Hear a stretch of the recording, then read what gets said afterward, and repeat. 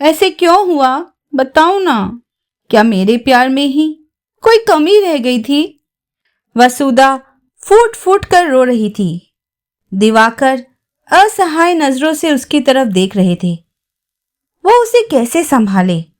एक माँ के दर्द की गहराई के सामने क्या कोई भी सांत्वना के शब्द काफी हो सकते हैं? अनी के पैदा होने के बाद से वसुधा की पूरी जिंदगी बस अनी के ही इर्द गिर्द घूमती थी। दिन रात बेटे के लिए ही पागल रहती थी वो। जैसे उसे याद ही नहीं रहता था कि बेटे के अलावा उसका अपना भी कोई वजूद है। शायद हर माँ के साथ ऐसा ही होता है। वो आईने में अपना चेहरा देखना ही भूल जाती है। हर पल बस मन के आईने में अपने बच्चे का चेहरा देखने में ही व्यस्त रहती है। अनी भी अपनी माँ से बहुत जुड़ा हुआ था। एक समय था जब उसे हर छोटी बड़ी चीज के लिए अपनी माँ की जरूरत होती थी। उम्र के उस पड़ाव में जहां बहुत सारे दोस्त होते हैं, तब भी उसकी माँ ही उसकी बेस्ट फ्रेंड थी। मन की हर बात जब तक वो अपनी माँ को बताकर हल्का नहीं हो जाता, उसे चैन नहीं मिलता था। जब उसकी जिंदगी में निशा आई थी, तब भी उसने सबसे पहले अपने मन के वो रंग अपनी माँ के साथ ही बांटे थे। दिवाकर ने गहरी सांस ली। समय का पहिया सब कुछ पीछे छोड़ता हुआ आगे बढ़ जाता है। वो खुशी के दिन अब बस अतीत बन चुके हैं। वसुधा का अनी अब पहले जैसा नहीं रहा। समय के कठोर नियम ने उसे बदल दिया है। वसुधा मुंह छिपाए बिस्तर पर पड़ी थी। अनी के लिए सीने में उठा दर्द बहुत गहरा था।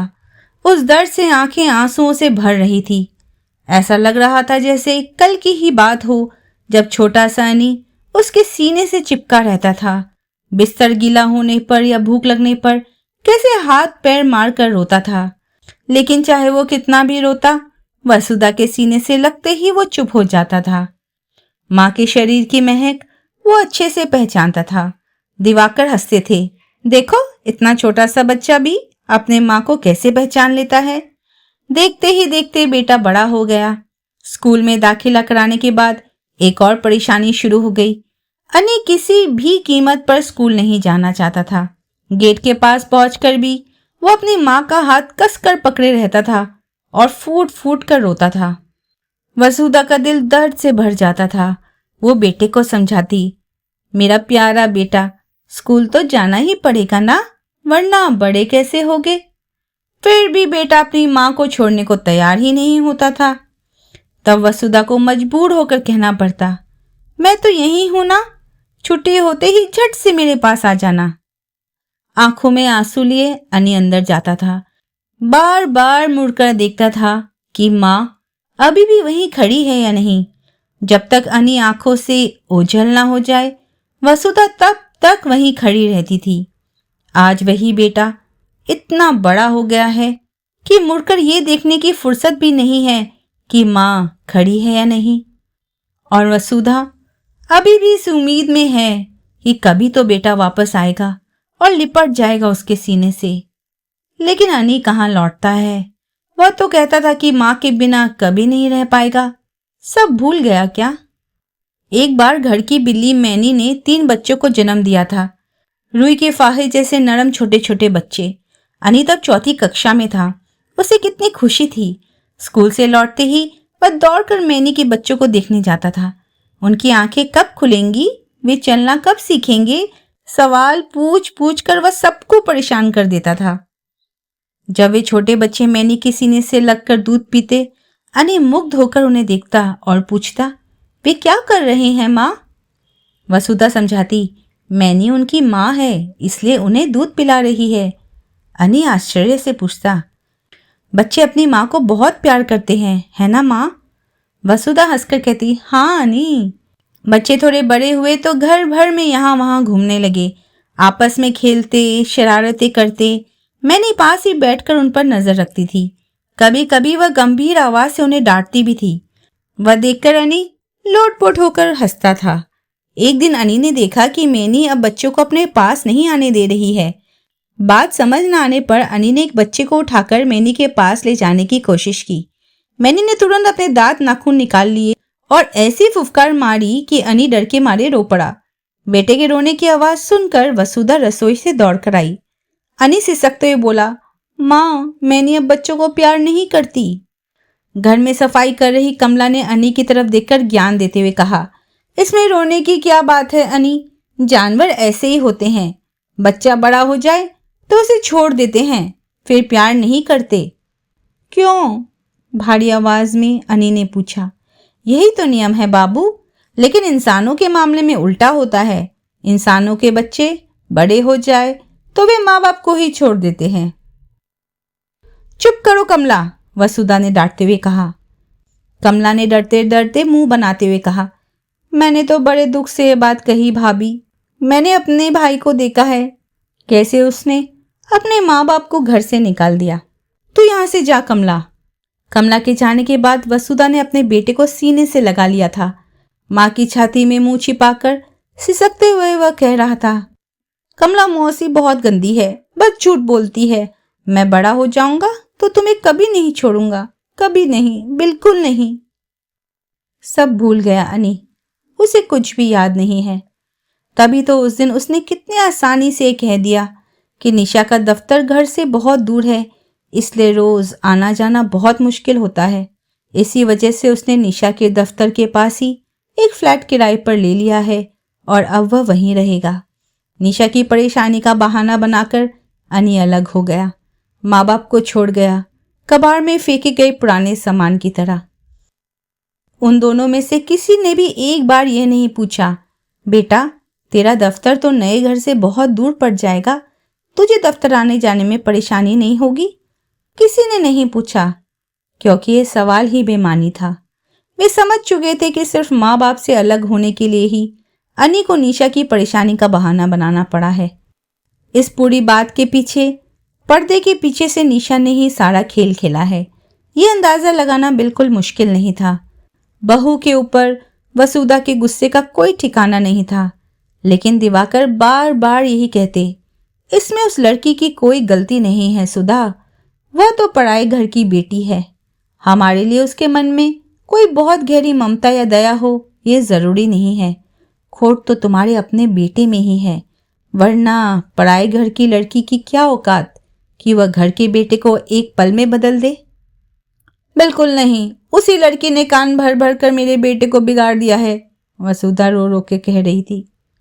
तुम्हारा बेटा उसकी बात सुनता ही क्यों है? असल बात तो यह है कि उसे अब अपने माँ बाप की कोई जरूरत नहीं रही। यही सच है सुधा, प्लीज इसे स्वीकार कर लो। जब तक जरूरत थी बेटा तुम्हारे पास था, अब जरूरत खत्म हो गई है। दिवाकर ने समझाने की कोशिश की थी, लेकिन वसुधा ने यकीन नहीं किया, आज भी यकीन नहीं करती है। दिवाकर अपनी पत्नी के आंसू बेबस नजरों से देख रहे थे। बोली, वसुधा अभी भी यही मानती है कि जिस बेटे को उसने सीने से लगाकर इतना बड़ा किया है, वो अपनी माँ को कभी दुख दे ही नहीं सकता। अनी तो उसकी आंखों का तारा है, वो अपनी माँ को कैसे कष्ट पहुंचा सकता है? इन सब के लिए वह पराए घर की लड़की को ही जिम्मेदार मानती है। बेचारी वसुधा जानती ही नहीं कि इंसान को सबसे ज्यादा दर्द अपने किसी खास और अपने ही इंसान से मिलता है। दर्द देने का हक भी तो वे खुद ही अपनों के हाथों में सौंप देते हैं। पत्नी के आंसू देखते देखते दिवाकर अपने सीने के भीतर गुस्से के नख गड़ते हुए महसूस कर रहे थे। अब इसे ऐसे और नहीं चलने दिया जा सकता। हर चीज की एक हद होती है। फोन रखने के थोड़ी देर बाद ही अनी यानी अनिकेत को थोड़ा बहुत बुरा लगने लगा। उसने अपनी माँ से कुछ ज्यादा ही गलत तरीके से बात कह दी थी। क्या करता, एक तरफ दफ्तर के काम का दबाव तो दूसरी तरफ निशा की वजह से मानसिक तनाव। इन दोनों के बीच में पड़कर दिमाग ठिकाने पर कैसे रह सकता है? जरा सी बात पर निशा ऐसा बखेड़ा खड़ा कर देती है मानो उसने उससे शादी करके कोई बहुत बड़ा गुनाह कर दिया हो। शादी के बाद से ही निशा के मुंह से अपने लिए चुने हुए ताने सुनते सुनते वह तंग आ चुका था। बात बात पर उसे सुनना पड़ता था। माँ बाप का लाडला, माँ के आंचल से बंधा हुआ बच्चा, मम्माज बॉय। ऐसे इंसान से शादी करके मानो निशा ने बहुत बड़ी भूल कर दी हो। हालांकि अनिकेत समझ ही नहीं पाता था कि माँ बाप को छोड़कर अलग आ जाने के बाद भी निशा इन शब्दों का इस्तेमाल कैसे कर लेती है। निशा के खिलाफ जाने की उसकी हिम्मत भी नहीं थी। इसके बजाय सुख से भरकर सुकून है, इस बात को पकड़कर उसने मन ही मन निशा की हर बात मान लेना ही बेहतर समझ लिया था। आज निशा का भाई अपनी नई नवेली दुल्हन और अपने माँ बाप के साथ आने वाले थे, इसलिए सुबह से घर में बड़ी चहल पहल थी। दफ्तर के लिए निकलने से पहले निशा ने बार बार कह दिया था कि छुट्टी के बाद बिना एक भी पल गवाए घर पहुंच जाना। उसने खुद आज के दिन की छुट्टी ले ली थी। जाने क्यों ठीक आज के ही दिन माँ को अपने बेटे की याद सताने लगी थी। दोपहर से वह बार बार फोन कर रही थी। वह मीटिंग में था इसलिए फोन काट दिया था। माँ की इस नासमझी को देखकर मन के कोने में गुस्सा सुलग रहा था। लंच ब्रेक में जब दोबारा माँ का फोन आया तो उसका गुस्सा फूट पड़ा और उसने बहुत ही बुरे तरीके से माँ को खरी खोटी सुना दी। माँ ने एक भी शब्द नहीं कहा, चुपचाप सब सुनती रही। बस यही सोच रहा था कि जरूर कोई जरूरी काम रहा होगा। फिर हाय, उसने इतना गुस्सा क्यों कर दिया। अब तो अपने सिर के बाल नोचने का मन कर रहा है। अनी का मन बहुत ही अभिमानी और नाजुक है। वो तो बचपन से ही यह सब दिखता आ रहा है। उसका मन कर रहा है कि दौड़कर जाए और माँ को गले लगाकर बचपन की तरह उनके सीने में मुंह छुपा ले। जब भी माँ अनी पर गुस्सा होती थी, अनिकेत इसी तरह उनका गुस्सा शांत करता था। दफ्तर के बाद वह जल्दी से घर पहुंच गया। निशा तब तक घर सजाने संवारने में व्यस्त थी। भाई की नई नई दुल्हन आ रही थी, इसलिए तो इतनी सारी तैयारियां हो रही थी। डाइनिंग टेबल पर निशा ने बड़ी सलीकी से डिनर सेट की प्लेटें और कटोरे सजा रखे थे। कमरे में रूम फ्रेशनर की महक महक रही थी। ऐसे माहौल में अनिकेत खुद को बड़ा बेगाना सा महसूस कर रहा था। उसका मन कहीं और ही अटका हुआ था। कब शाम ढल गई, चारों तरफ अंधेरा छा गया। वसुधा चाय बनाकर सीधे जाकर लेट गई थी। किसी और दिन वह खुद भी चाय का कप हाथ में लेकर टीवी के सामने बैठती थी, पर आज वसुधा का मन टीवी में नहीं था। उसे बहुत दर्द हो रहा था। बेटे के प्रति असहनीय गुस्से से दिवाकर का अंदर ही अंदर खून खौल रहा था। निशा के साथ अलग घर में बस जाने के बाद से अनी इस घर में कितने बार आया है? उंगलियों पर गिनने भर के कुछ ही दिन। जबकि जाने से पहले उसने कहा था कि वह रोज आकर अपने माँ बाप का हालचाल ले जाएगा। इस पर दिवाकर को कोई हैरानी नहीं हुई। कोई भी अपनी बात पर कायम नहीं रहता। अनी भला इससे अलग क्यों होता? वे दोनों भी खुद वहां बहुत कम ही गए थे। बेटा और बहू दोनों दफ्तर निकल जाते हैं। लौटते लौटते लगभग रात हो जाती है। छुट्टी के दिन भी वे घर पर नहीं रहते। छुट्टी का इकलौता दिन वे अपनी मर्जी से बिताना चाहते हैं। ऐसे में बूढ़े माँ बाप की अनचाही मौजूदगी यकीनन उन्हें पसंद नहीं होगी। अनी ने भले ही ये बात खुलकर ना कही हो, पर दिवाकर ने अंदाजा लगा लिया था। इस पूरी बात से सुधा को बहुत कष्ट होता है और वह सारा इल्जाम निशा के सिर मढ़ देती है। हालांकि दिवाकर का यही यकीन है कि माँ बाप के प्रति इस बेरुखी के लिए पूरी तरह से सिर्फ अनी ही जिम्मेदार है, बाहर से आई कोई लड़की नहीं। आज सुबह से ही वसुधा बच्चे की तरह जिद कर रही थी। बेटा कितने दिनों से आया नहीं है, उसे देखने की बहुत इच्छा हो रही है। दिवाकर ने समझाया था कि इच्छा होगी तो अनी खुद चलाएगा। बार बार फोन करके उसे परेशान करने का कोई मतलब नहीं है। लेकिन वसुधा मानती तब तो। वह बार बार बेटे को फोन कर रही थी और नतीजा वही हुआ जो होना था। उस नाकाबिल बेटे को अपनी माँ को खरी खोटी सुनाने का मौका मिल गया। दिवाकर को इसी बात का डर था। कमरे में टीवी चल रहा है, लेकिन वसुधा जानती है कि दिवाकर भले ही न्यूज चैनल लगाकर बैठे हैं, पर असल में वे कुछ नहीं देख रहे हैं। इस घुटन भरी खामोशी से राहत पाने के लिए ही शायद उन्होंने टीवी चला रखा है। न्यूज देखने की कोई इच्छा नहीं थी। अनी के जाने के बाद से ही यह सूना घर जैसे उन्हें निगलने को दौड़ता है। करवट बदलकर वसुधा लेट गई। अनी की झुंझलाई हुई आवाज अभी भी उसके कानों में गूंज रही थी। क्या बात है माँ, इस तरह क्यों परेशान कर रही हो? दफ्तर में काम कर रहा हूँ, समझ नहीं आता तुम्हें? आज दोपहर एक बार आ जाओ ना अनी, तबीयत ठीक नहीं लग रही है, वसुधा ने कहा था। बच्चों की तरह जिद क्यों कर रही हो?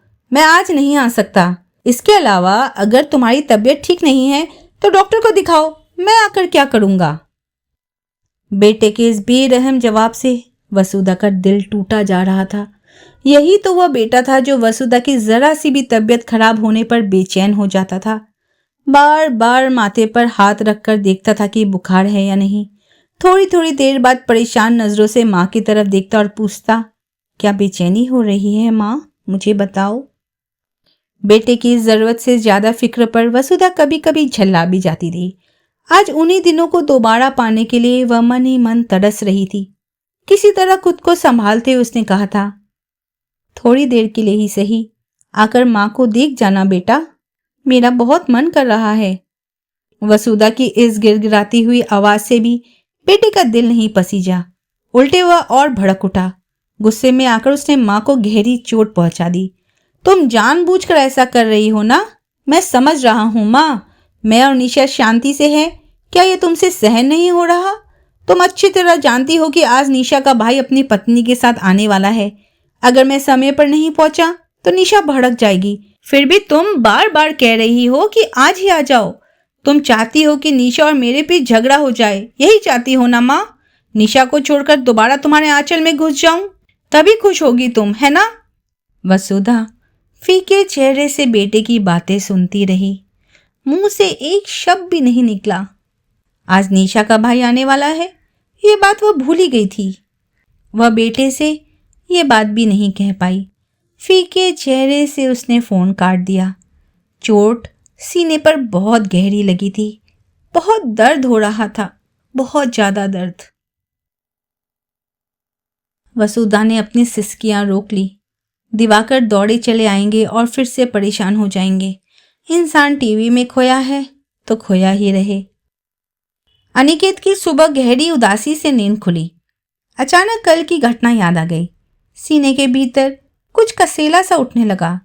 माँ को यकीनन बहुत दुख पहुंचा होगा।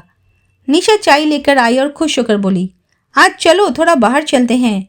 पर्दे के लिए कपड़ा खरीदना है और कुछ और छोटे मोटे सामान लेने हैं। साथ में दोपहर का खाना खाकर घर लौटेंगे। अनिकेत चुपचाप बैठा रहा। फिर धीरे से बोला, आज मैं थोड़ी देर उस घर जाऊंगा निशा। क्यों? हफ्ते में तो एक ही छुट्टी मिलती है। अनिकेत, मैं ये सारे काम छुट्टी के दिन के अलावा कैसे करूंगी? कल दफ्तर से लौटते वक्त चले जाना उस घर। माँ के लिए बहुत मन बेचैन हो रहा है, प्लीज मुझे रोको मत। मन क्यों बेचैन हो रहा है? निशा ने आंखें छोटी की। असल में माँ की तबीयत ठीक नहीं है निशा, एक बार जाकर देखकर आता हूँ। वही तो, मैंने ठीक ही शक किया था। क्या हुआ तुम्हारी माँ को? अस्पताल में भर्ती है क्या? निशा के स्वर में ताना था। इस तरह मत बोलो, मैं आज माँ को देखकर आता हूँ। अगली छुट्टी के दिन तुम्हें लेकर बाहर चलूंगा। ठीक है तुम जाओ, पर मैं भी घर पर नहीं रहूंगी। मैं भी अपनी माँ के पास जाऊंगी। ठीक है, जैसे तुम्हारा मन, कहते हुए अनिकेत उठ खड़ा हुआ। दिवाकर ड्राइंग रूम के सोफे में बैठकर अखबार पढ़ रहे थे। वसुधा रसोई में थी। सुबह का नाश्ता बन रहा था। ऐसे ही समय में खुशी खुशी चेहरे के साथ अनिकेत घर में दाखिल हुआ। अनिकेत सोच रहा था माँ से कहेगा कि आपके हाथ की पूड़ी और बैगन की भुजिया खाए हुए बहुत दिन हो गए, बनाओ ना माँ। अनि को देखकर दिवाकर की आंखों में खुशी की एक झलक उभर कर गायब हो गई। उन्होंने गंभीर स्वर में कहा, क्या बात है, तुम यहाँ?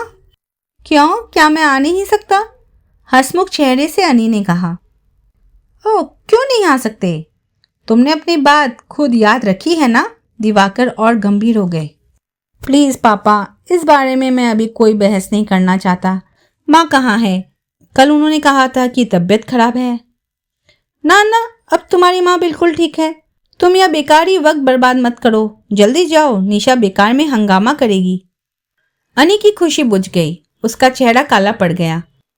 उसने सोचा था कि माँ और बाबा उसे देखकर बहुत खुश होंगे, लेकिन मामला उसके उलट हो रहा था। अनि की आवाज़ सुनकर माँ बाहर आ गई और आते ही बोल उठी, तुम्हारे पापा ने बिल्कुल ठीक कहा है अनि, मैं अब ठीक हूँ, तुम जाओ, निशा फिर से घर में कलेश करेगी। लेकिन मैं तो यहाँ पूरे दिन रहने आया था, तुम्हारा हाथ का खाना। अनि अपनी बात पूरी नहीं कर पाया। माँ ने बीच में ही टोकते हुए कहा, तुम अब और देर मत करो बेटा, जल्दी से निकल जाओ। मेरे लिए निशा के साथ बेवजह झगड़ा मत मोल लो। अनि साफ समझ रहा था कि माँ और पापा कल की घटना का बदला ले रहे हैं, पर उसके पास कुछ भी कहने की हिम्मत नहीं थी। सच में कल उसने बहुत बुरे तरीके से माँ से बात कर ली थी।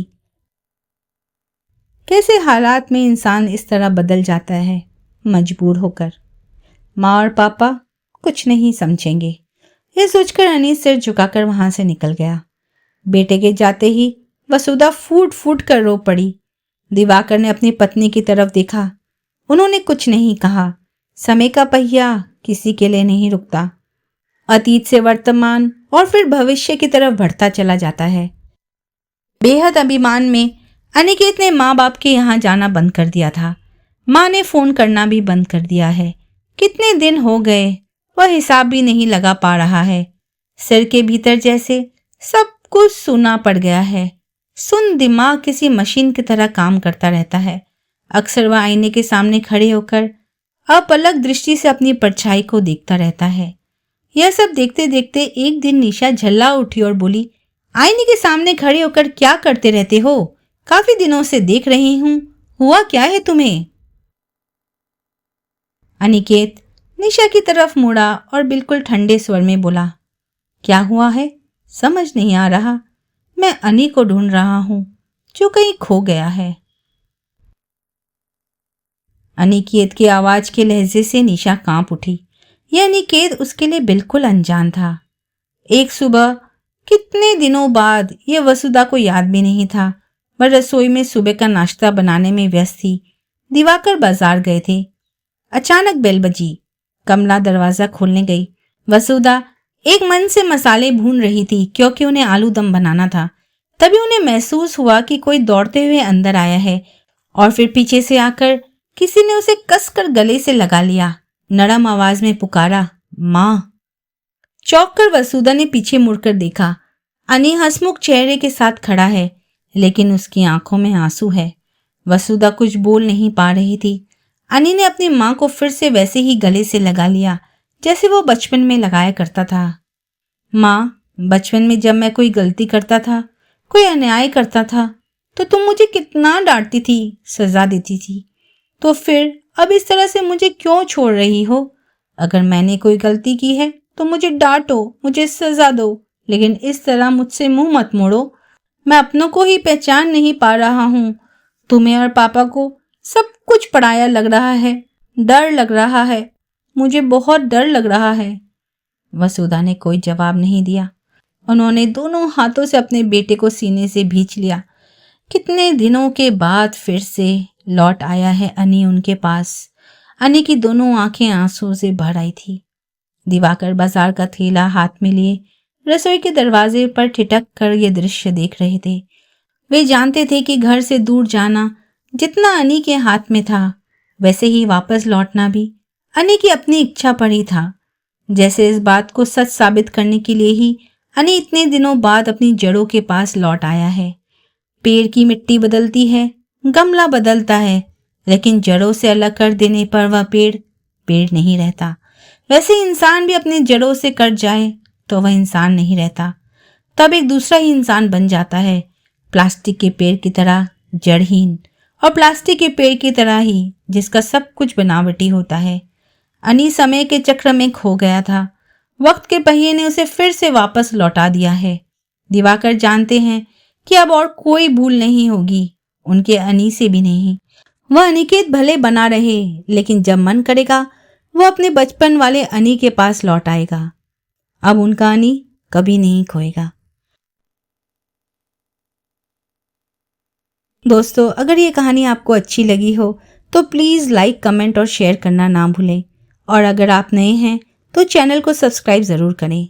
उम्मीद है आपको ये कहानी पसंद आई होगी। अपना ख्याल रखें। धन्यवाद।